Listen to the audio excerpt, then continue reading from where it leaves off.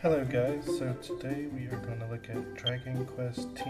It is a Japanese massive multiplayer online role-playing game, and it's probably one of my favorite ones. So we're going to start the tutorial. You'll pick your gender and body type. You can be a child or an adult, and then you can choose whether you want them to be short, tall, normal size, which I guess, in the country that's making it is around 5'8" for a man, maybe.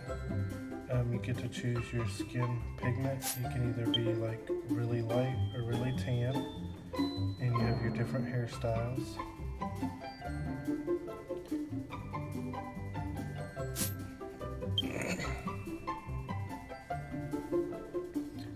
You also have your different hair colors that you can go through, as well as all of the different little facial features.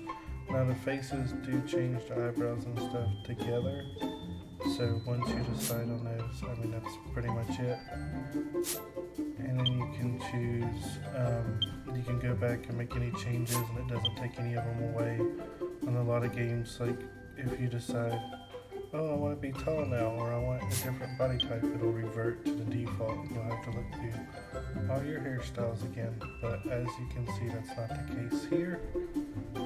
Once I finish picking the character that I want to play as, I'll go ahead and name them. Now, on here, it is in Japanese, and they have two different types of wording or writing. They have traditional, and then they have simplified, and I just tried to pick the one that looks like actual English characters to name my character.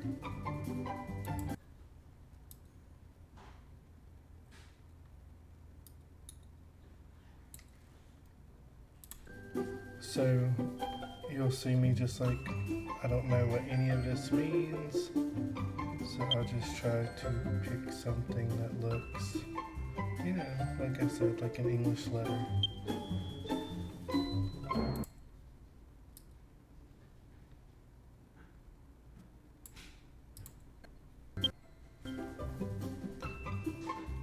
The English letters I'm looking at is D, O, is that gonna, so it's DODGE, so I'm looking for Dodge, like the car, or, however that is. Let's take it.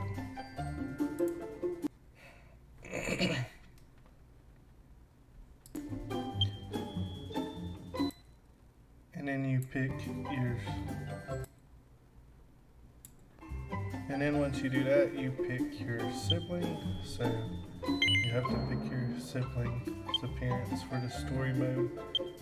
I haven't got as far enough online to see if it means anything or not. Like, I know, if you bought the game in Japan, you can play an offline version and you play as the sibling, but I don't know, as far as online goes, if it does anything more than cutscenes, because you can get party members later on in your team, so I don't know if you can get her in your team and she can level or not. Probably not. I haven't seen anybody else running around with their sibling.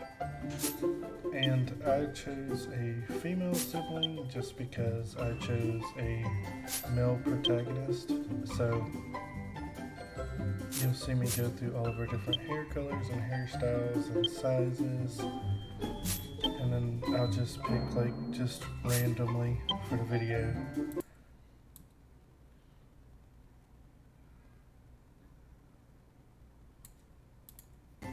And then I'll start naming her too. I already have a main character, so I'm just trying to make something for the tutorial mode so we can go through it together. I've spent a long time in every single character creation. The normal amount of time that I spend making a character is probably around 25 to 35 minutes. and they all look different. So if I make a character I really like and I don't remember their exact settings, chances are I'll never see them ever again.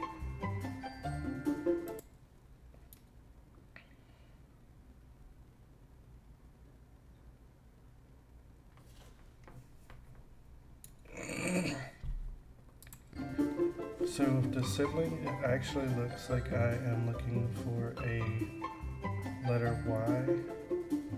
So I think I named this character Yuri, U-R-I. Yuri, Y-U-R-I. And once I finish naming her, you have both of your siblings, and then I'm like, okay, let's start the prologue. And then that's what we're gonna do now. You can choose to skip the prologue once you've done it the first time, and there's different version beginnings that you can choose from once you purchase the game. So like if you purchase the entire game and you want to skip to, you know, version 2, 3, 4, 5, you won't get all of the cutscenes from the main game because it'll show that you've already completed those, and you'll start, you know, at a little bit higher level, so you can just go do that content. But if you're gonna play a game like this, I definitely recommend seeing all of the content. It also gives you a warning, you know, don't name your characters adult stuff. I don't know if I am or not because I can't read the language. And here we go.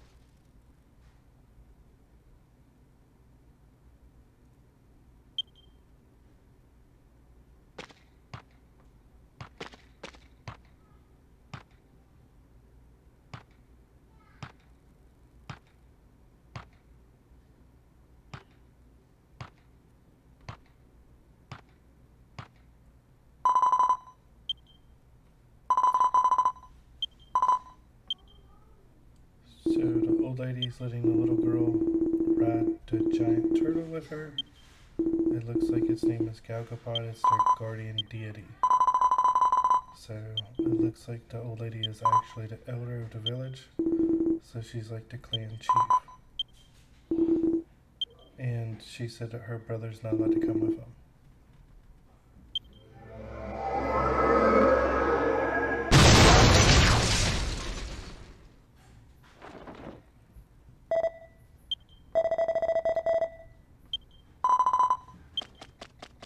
Looks like somebody yelled at her sister.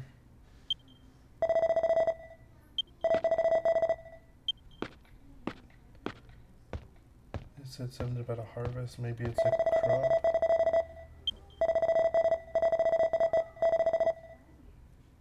He tells this woman about their dream.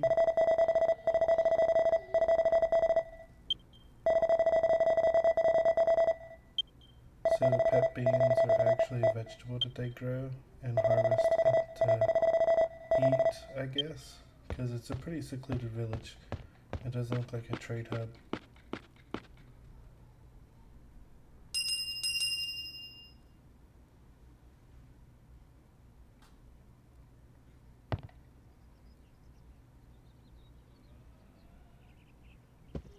You can see that you have free range. You can search every single cabinet. You can also search they're like little jars, and you can sit down almost every little seat that they have. So if you like play MMORPGs to role play, you can sit down and use the different chairs. Every time you go into a new village, it does do a like full overview, like Assassin's Creed style, of the villages you go into. And I think that's neat too.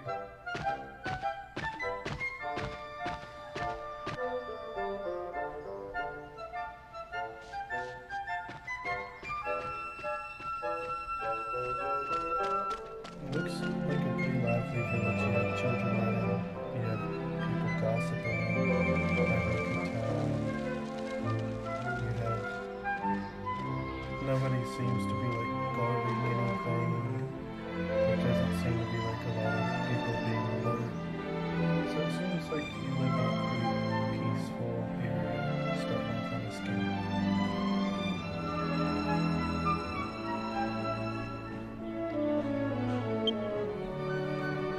So it just says, if somebody's name is in pink, like Terrara's name, you can speak to them and they will give you hints about the main story and where you should go and what you should do. If their name is in white, they're just a normal NPC character, and they don't talk about the village or any secrets or something like that. You see me go into the menu a little bit, just showing you like you have like a heal all button and your quick share. It's kind of like Dragon Quest 11 or Dragon Quest 9 if you've ever played either one of those. So you can heal all your characters. It's pretty cool. Like I said, every single of these vases are searchable, even on the online portion of the game. So that's neat. This guy, when you talk to him, he'll tell you about different monsters and you can have different commands. It says that if an enemy is stronger than you can run away, and you can take your time a little bit to choose your action commands. And that's true. If you do get into a battle, your action goes up to 200%. So like, let's say like you attack an enemy and then it attacks you, and then you're like, oh no, I need to get into my menu before I attack again. You can actually still go through your menu even once the monster attacks you. Attack it 2 different times when you spells in your menu or whatever you need to do.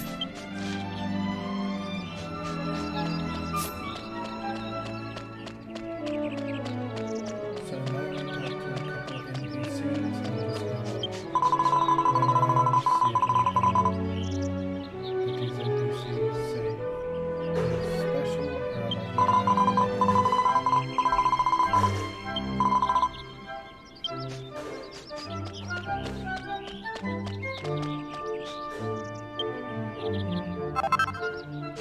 As a completionist, I have to check every single box, and it's super annoying, especially like in an offline mode. I really have to search every single box. This girl's name is Pink, so let's see what she says. And it actually tells you that you can use your app with the weapon, and you can check for the shiny symbol, and it'll be where you need to go for your quest.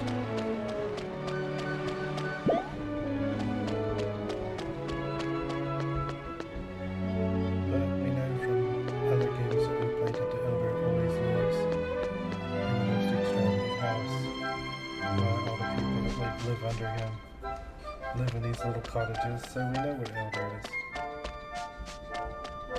There's that turtle off into the distance that won't let us ride it for whatever reason. We'll go talk to it, see what it has to say. It looks like it's sleeping. My kids are running around the background all the time. I can hear that.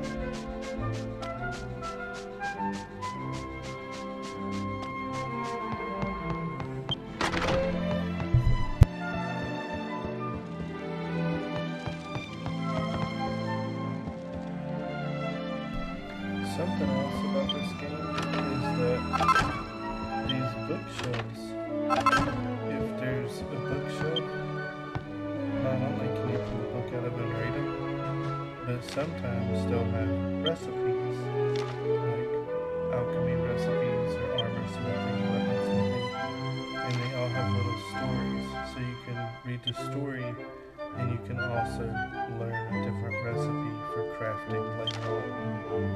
So that's pretty cool.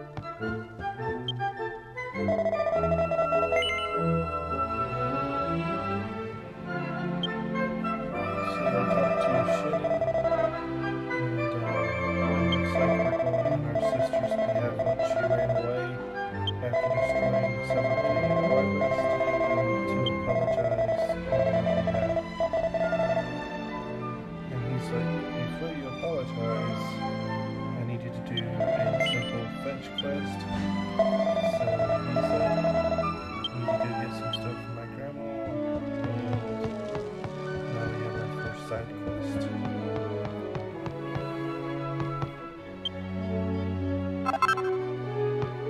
And while we're in their house, I might as well see if there's anything we can steal. Because nothing says thank you for sending me on a useless quest and me leaving your home.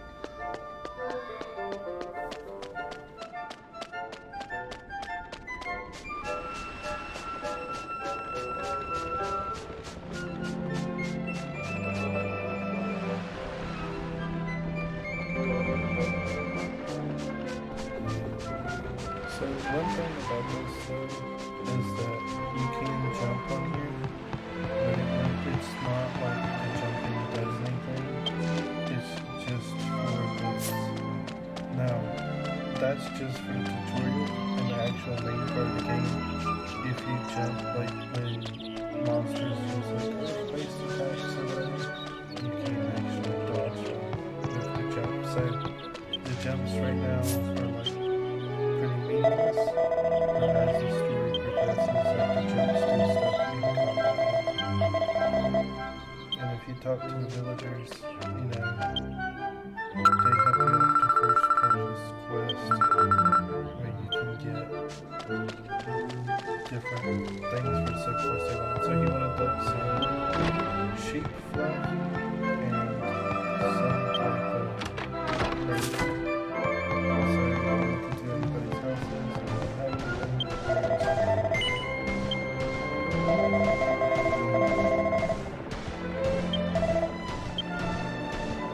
So it looks like this villager actually has the fluffy white tusks. So it's not sheep wool, it's tusks. But I think tusks are from insects, so that's weird. So I'm not really sure about that. Now this is translated by Translation Group and not from an actual company. So all of these translations were done, by them. So if there are like little errors in the translation, it's not really that big of a deal because at least we can play the game at all. So we talked to the old guy and he said go talk to his daughter and she might have some of the leaves that we need. So I looked through all her cabinets first. If we're talking to her, so you definitely have to talk to her to get the antidote herbs. And now we have what we need for the quest. And on the bottom right hand side you saw that it said quest updated. You can go into your menu and look at the quests themselves, and it will say like you've collected both items. Let's go ahead and go back to the person who gave you the quest, click the source to quest, to turn it in, so that's where we're going. And like I said, if you bring up your map, it will show this shining star of where we need to go. It looks like this village has like 7 actual buildings and just like some structures, so it's definitely a small village.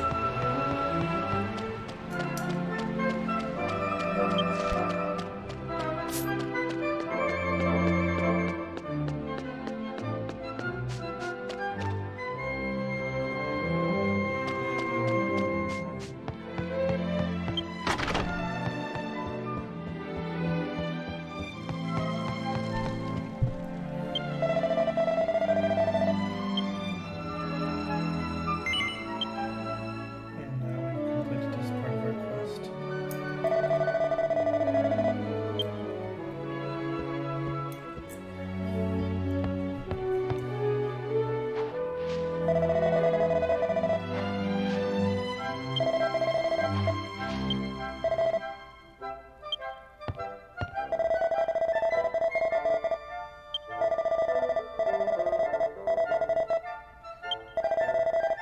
it looks like you drugged her pillow.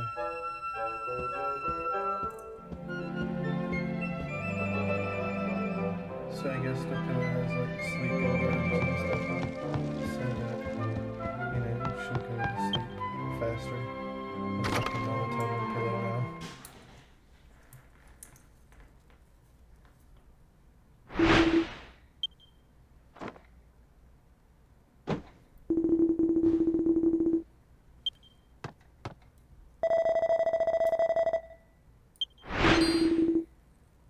Oh, he spilled the news that we ran out.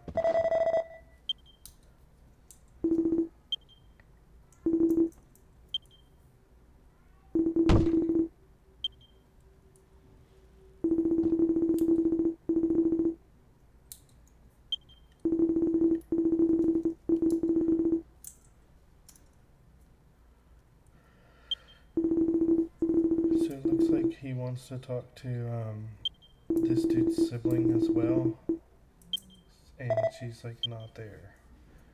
So I guess like the next quest is gonna be to find her. And her melatonin pillow worked perfectly.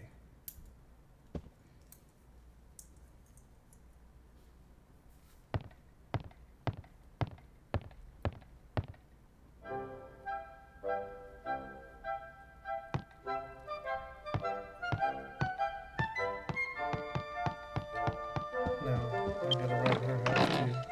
And it looks like she actually had an accessory. So we're gonna be taking that. We're gonna be taking her money. We're gonna put on the accessory. Because your earrings in this character is long here, you cannot see the earrings. But they are showable. All costume items are showable on the online portion of the game.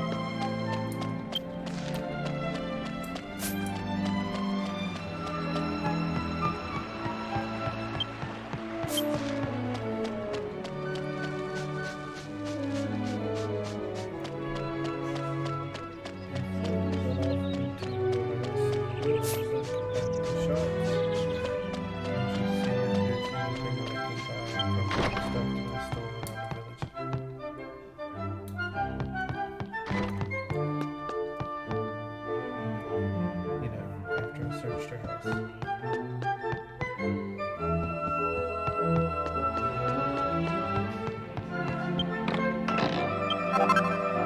So the English language, like it always shows every class a party member. So that's really cool.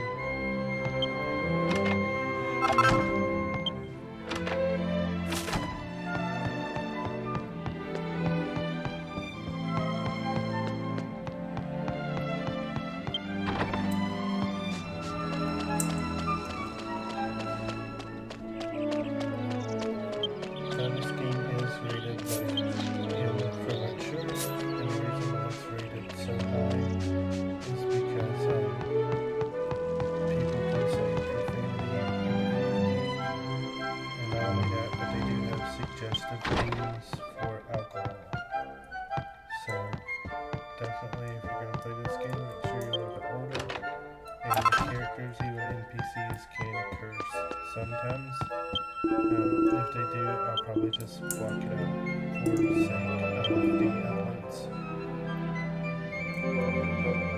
It looks like we have 30 gold from the village.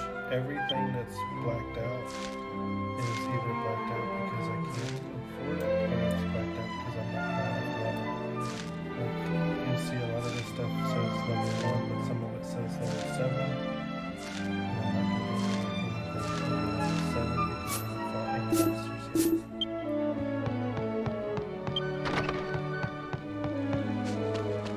Level 1 equipment that they start you off with is not the best, but it's not bad. So we'll just set off into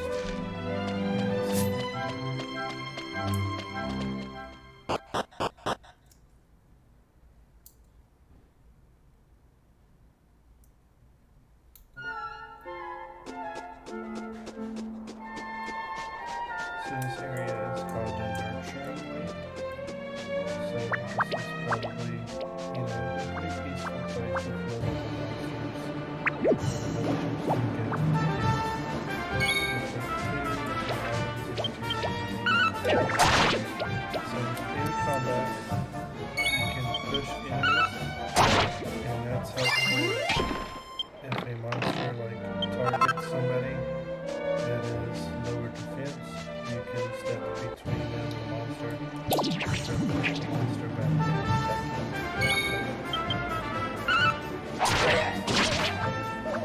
Right now I'm in the attack skill, so that's the only thing that I can do.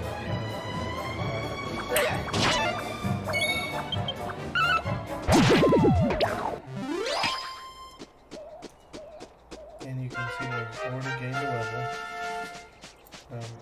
When you gain a level, you can get points. I don't think you can get those points in the tutorial. I do think that you have to be like an actual job to get the points.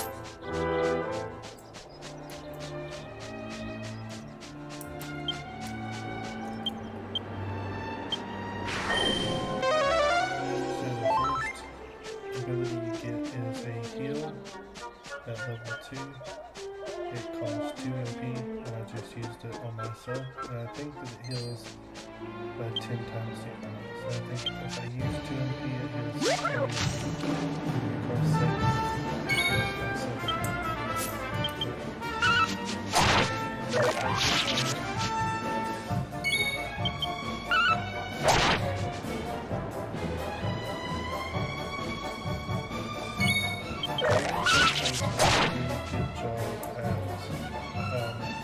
Having different monsters in different areas and having the monsters make sense.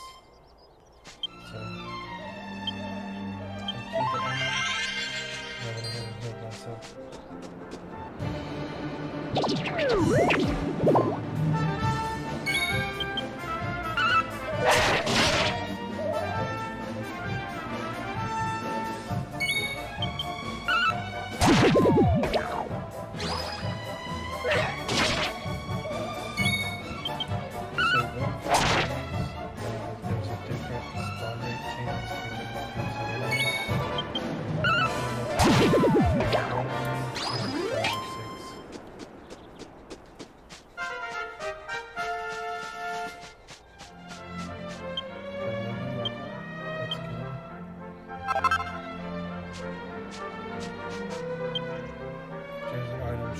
Ground, you can pick it up. That was obtaining it.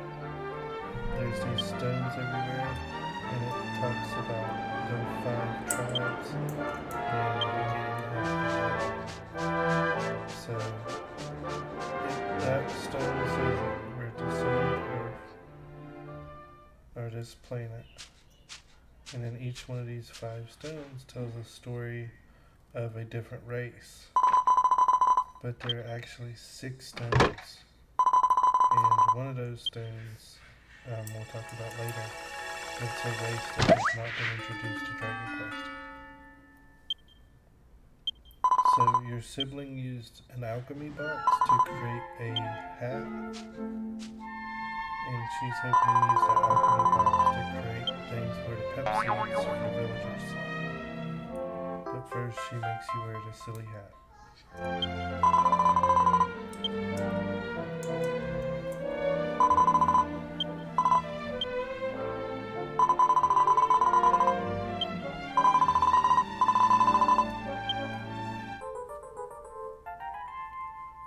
Alright, so we've retrieved the sibling, so now we just have to go back to the village and we're going to take a shortcut, and I think we're going to end part 1 of our tutorial right here.